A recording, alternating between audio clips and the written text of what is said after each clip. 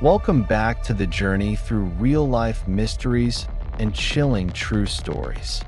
And if this is your first time here, be prepared, because the stories you're about to hear won't just send shivers down your spine. They'll make you wonder what might be lurking just beyond what we can see. Don't forget to subscribe, turn on the notification bell, and share this channel with fellow seekers of the strange and unexplained. Are you ready? The journey begins now.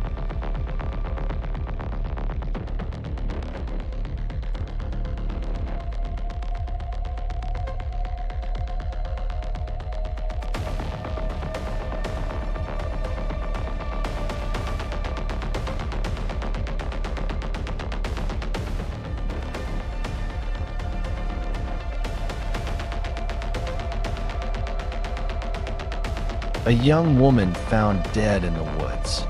200 stab wounds. No ID, no name, and a single phrase carved into a tree above her body. I ran under red rain. I didn't stop. To this day, no one knows who she was or who killed her. But every October, the whispers return to the park.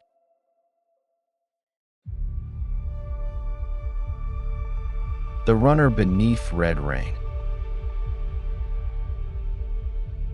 Unidentified homicide in Beacon Hill Park, Victoria, Canada, 1983. This is a true case.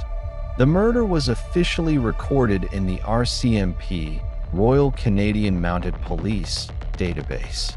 The victim remains unidentified to this day. The case is archived under the file code VC 1983 Red Runner in Canada's National Cold Case Records.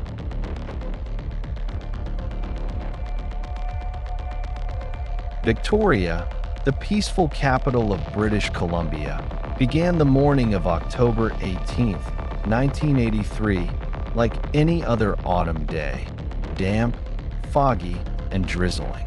But for the park patrol team at Beacon Hill, that morning would start with a discovery that would haunt them for the rest of their lives. At 7:04 a.m., security guard Gerald Lynch was patrolling the Southern Trail, where trail number 5 intersects Elk Grove Path.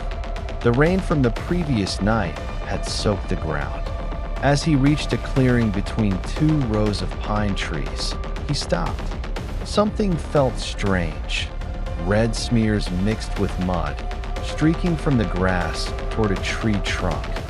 Lynch followed the trail, and there lay the body of a woman, bloodied, face down, her dark hair matted with dirt. On the pine tree behind her, someone had carved a chilling phrase: "I ran under red rain." I didn't stop. Lynch stepped back, trembling, and immediately called the police.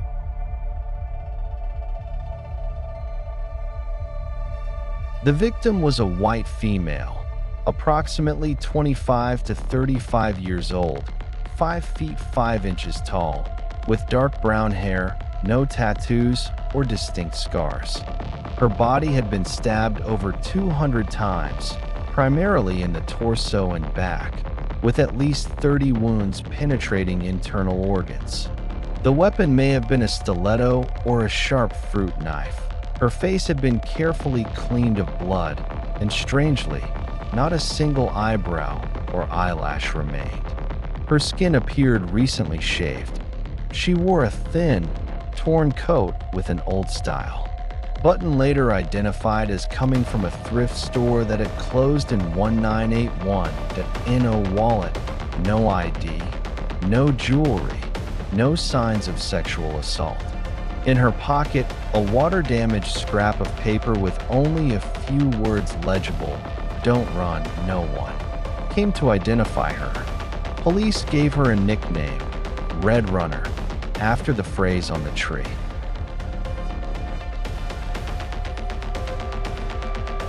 Beside the body was a pair of white shoes, shockingly clean. No mud, no blood, no scuff marks.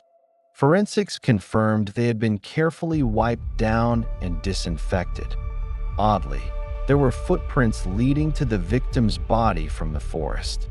Edge, but none leaving. As if the killer had vanished, or never left at all, Forensics Officer Morgan Patterson said. In 19 years on the job, I've never seen footprints in like that. No running prints, no drag marks, no traces of exit. It's like a sick joke.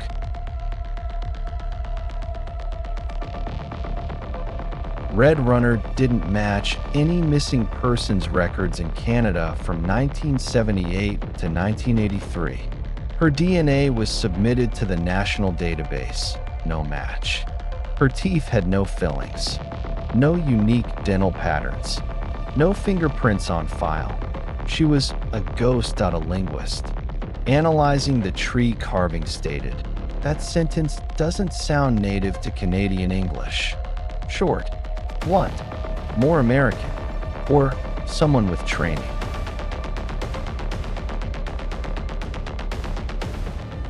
On the night of October 17th and into the morning of the 18th, light rain was reported. But several residents near Beacon Hill claimed to have seen rain as red as blood around 3 a.m., though police found no samples for unrelated witnesses. Shared disturbing accounts.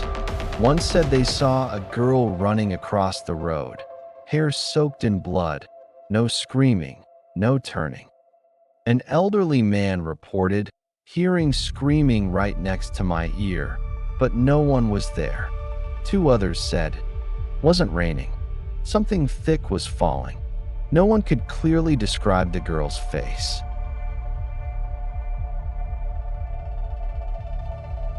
On December 4th, 1984, after over a year with no leads, the RCMP reclassified the case as a cold file. Red Runner was buried in the city cemetery under a simple headstone. Jane Doe, October 1983. But that wasn't the end. From 1985 to 1997, 3 more women were murdered in the Victoria area, each stabbed more than 50 times, each identity unknown, and all had their eyebrows and eyelashes shaved clean at no patterns. No suspects. Nothing but silence.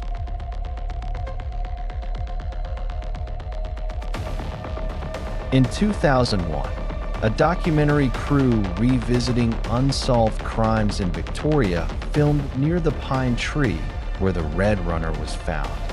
Using a directional microphone, they recorded ambient sounds that in a 17-second clip, rain sounds could be heard despite it being a sunny day.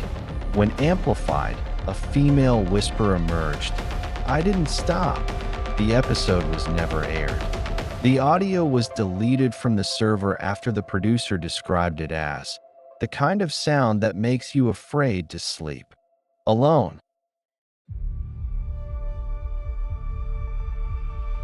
A forensic artist reconstructed Red Runner's face using her skull and jaw structure.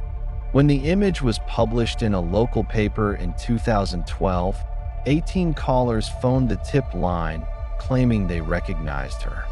But each described a different person. Data analysis showed that the printed versions of the sketch from different printers weren't identical. Some looked American, others French, others Russian. One printer produced no face at all, only the phrase, I ran. I didn't stop.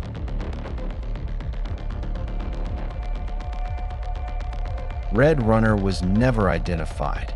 Her killer was never caught. But in Victoria, people still remember. Every October, in Beacon Hill Park, witnesses report a woman running through the rain without getting wet. The phrase, I didn't stop, reappearing on the tree bark. And if you're there alone, at exactly 3 a.m., you might hear footsteps followed by a female voice whispering behind you. I ran beneath red rain.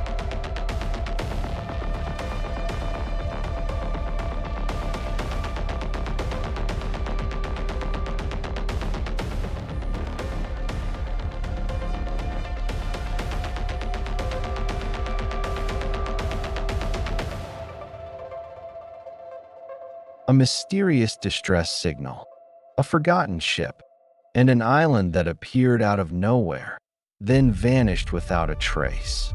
No survivors, no explanation, only blood, silence, and the sound of something knocking from beneath the earth. This is not just a maritime mystery. This is a door opened once and never again.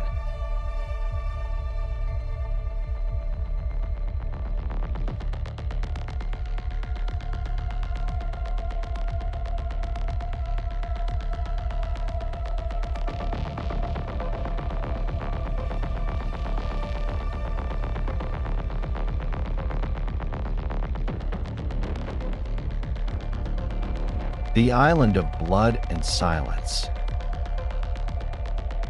An island that appeared for only 72 hours, with bloodstains, shipwrecks, and not a single soul, before vanishing forever. Throughout history, dozens of islands have been documented by sailors, geographers, and nautical charts, only to completely vanish without a trace. This phenomenon is known as a phantom island. Among them, the strangest case occurred in 1984. In the South Pacific, when a volunteer expedition encountered an island not marked on any map, stepped ashore, then left. Only 3 days later, satellites could no longer detect any such landmass. This story is compiled from logbooks, distress, radio recordings, and brief satellite imagery. Much of it was sealed by the Royal Australian Navy, but one copy was leaked.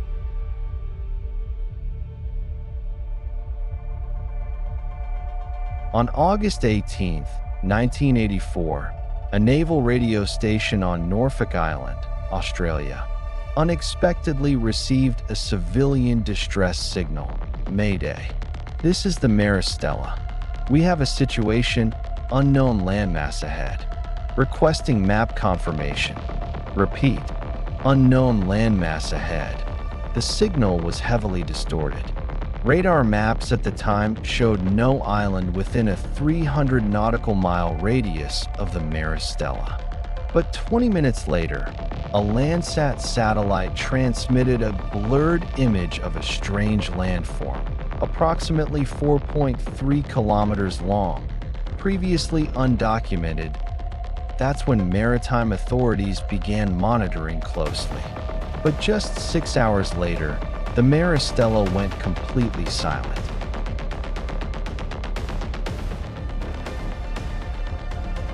The next morning, a civilian research vessel named Ocean Trinity, passing through the area, reported a faint island silhouette in the fog.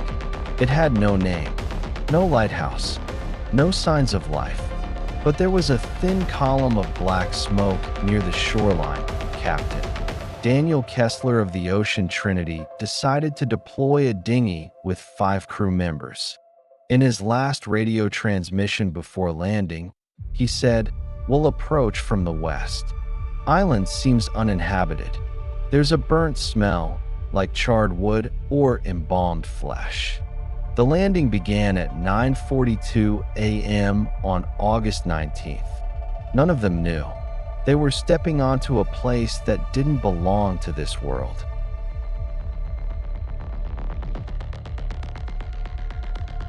On shore, the survey team found anomalies: black sand, rocks sharp as blades, and large gouges resembling drag marks from metallic objects.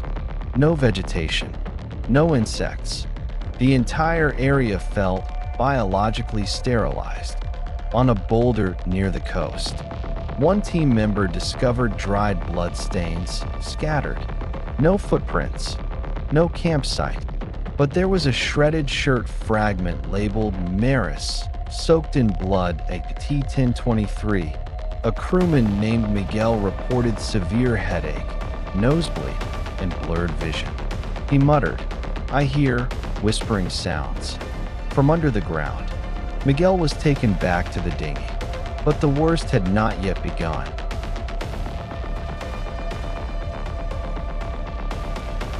The remaining team pushed deeper inland, reaching a dark tar-like pond.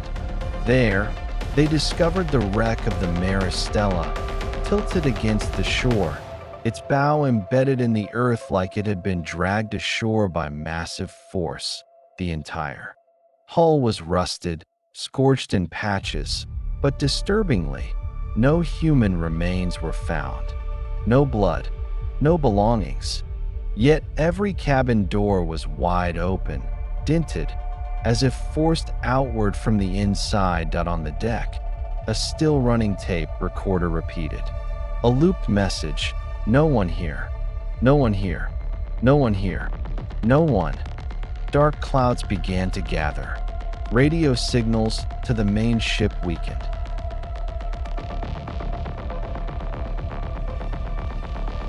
As the team prepared to retreat, they noticed a crimson trail stretching from the shipwreck to the island's northern cliff. Fresh, warm blood. But no body. Atop the cliff, they found a vertical slab covered with hundreds of unknown carved symbols, spirals, and jagged lines that matched no known culture, etched like claw marks. The last member, Luca, broke into tears as he heard knocking sounds beneath his feet. He ran from the cliff, screaming, "Someone's under us. Something's alive down there."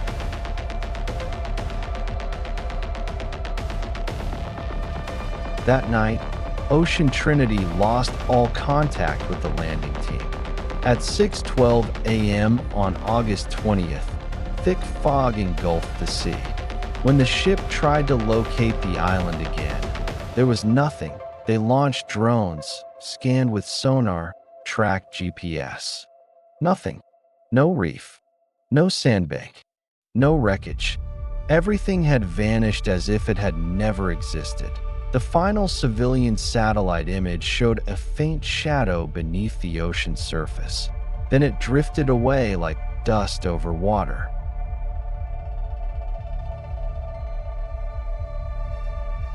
Three weeks later, the Australian Navy opened an official investigation. Conclusion: no island ever existed at the reported coordinates. However, one officer had saved a radar screenshot from the Ocean Trinity system, which showed a landmass, marked tentatively as Island X7.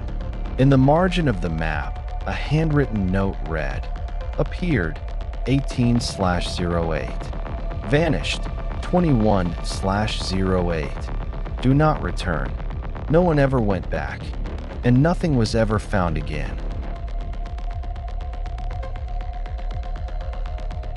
If one day you saw an island that wasn't on any map, would you go ashore? Or would you keep sailing, leaving it behind like a door that should never be opened?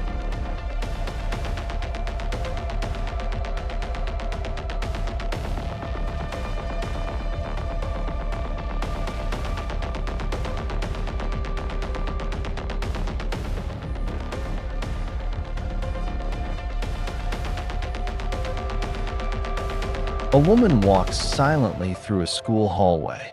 Behind her, another version of herself mimics her every move, visible to everyone, except her. This isn't a ghost story. It's one of the most chilling real cases of doppelganger ever documented. In Europe, witnesses, over a dozen students. The result? A school shut down. If you saw your own face looking back at you, would you run or disappear?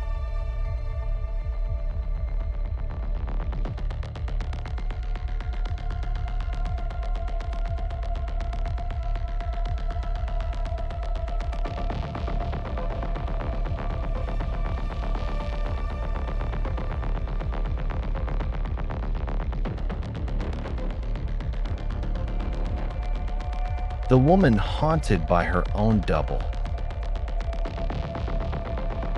The true doppelganger phenomenon that forced a Norwegian school to shut down due to mass hysteria.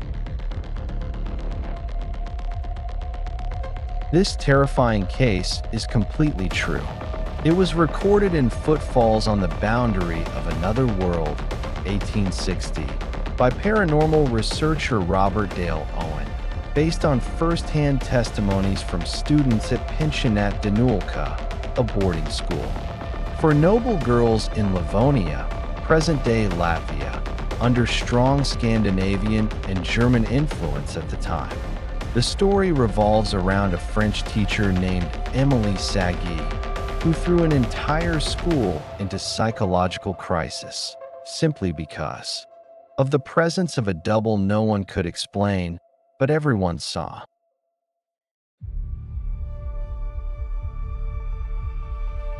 In June 1845, the prestigious boarding school Pensionat de Nulka hired a new French teacher, Emilie Sagée, 32 years old, from Dijon. Although well-educated and highly recommended, her application raised a question. Emilie had changed schools 18 times in 16 years. The headmistress raised an eyebrow, but Emilie smiled faintly. I wasn't dismissed for any wrongdoing. People just became uncomfortable being near me for too long. She was tall, thin, with soft brown hair and eyes that always seemed to be listening to something beyond the room. She didn't speak much, never shouted, and most strikingly, she walked without making a sound.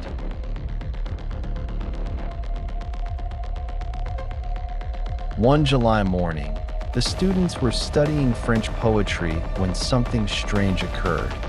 Emilie stood at the blackboard, writing verses by Baudelaire in chalk. Suddenly, the room fell silent. A student named Julie de Bryan whispered, "Miss, someone is standing behind you." Emilie turned. No one was there, but all 13 students swore that a figure identical to Emilie, pale like mist, had been standing just behind her a moment ago. The figure had been mimicking her exact movements, except it held no chalk, touched nothing. One student later recounted, "I saw two hands moving. One held chalk, the other was empty. But there was only one face."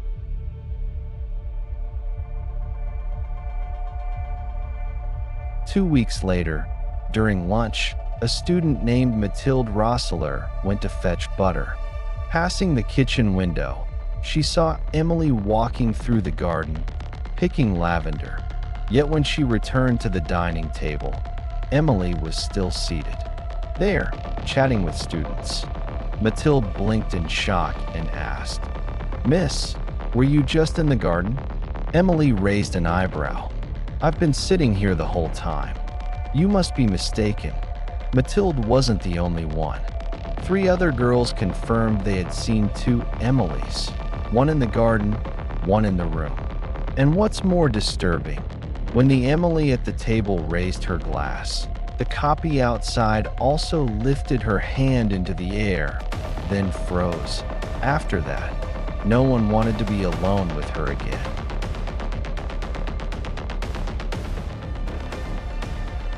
One Saturday afternoon, Emilie left the classroom briefly to fetch some sewing supplies.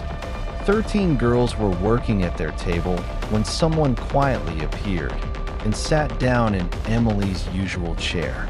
No one had heard footsteps, but everyone clearly saw it, an exact replica of their teacher, sitting silently. She didn't blink, didn't move, just stared into nothing. 2 brave students approached the figure. One recalled, "We got close and saw everything. Her face, her hair, her dress. But her skin was translucent, like moonlight on water. And she wasn't breathing." One girl reached out and touched the shoulder. It was ice cold.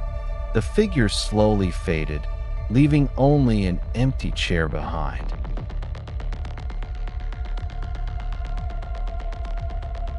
Emilie began to lose sleep. She wrote in her journal, "I wake up and feel watched, not by a ghost or a thief, but by myself." And she doesn't blink. One night, she walked the hallway back to her room. as she passed the tall hallway. Mirror. She froze. The reflection was her own, but the mirrored version wasn't moving like her. It stood still, staring straight at her, not following her movement. She couldn't move for 5 seconds. The reflection blinked first, then melted away, leaving the mirror fogged, even though the hallway was dry and cold.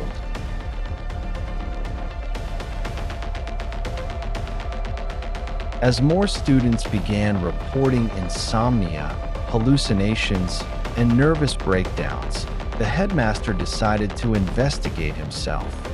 One evening, he entered a classroom to conduct a surprise check. Inside, Emily was grading papers, but he also saw her standing at the window, gazing outside. Point one, Emily sat. One stood, a chilling dread settled in his bones. The next morning, he called a faculty meeting and announced, Pensionat de Nulka will temporarily shut down for internal and student health concerns. Emily wasn't blamed, but she knew. This was the 19th time she had been forced to leave because of her shadow.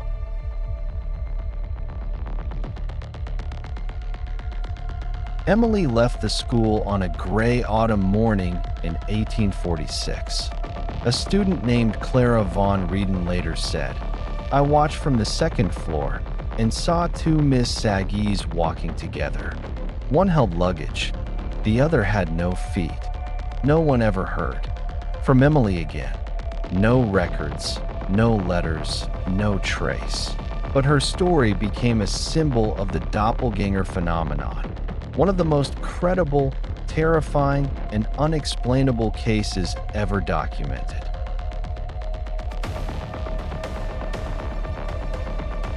If you ever see yourself walking toward you, eyes blank, face emotionless, no sound, then which of you is real, and which one has come to take your place?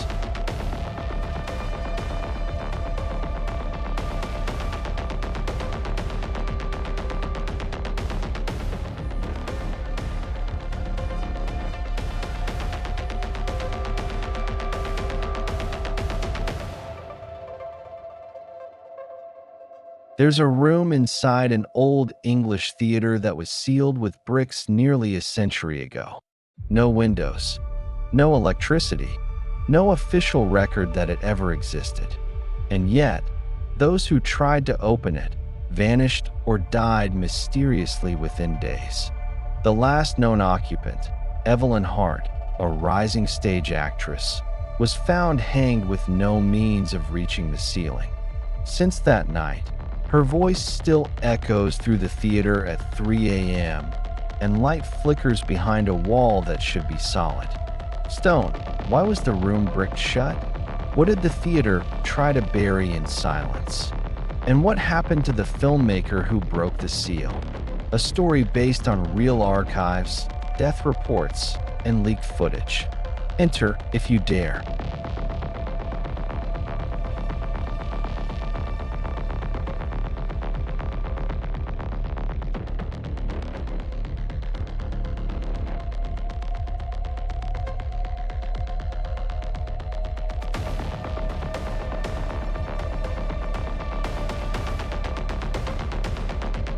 The windowless room.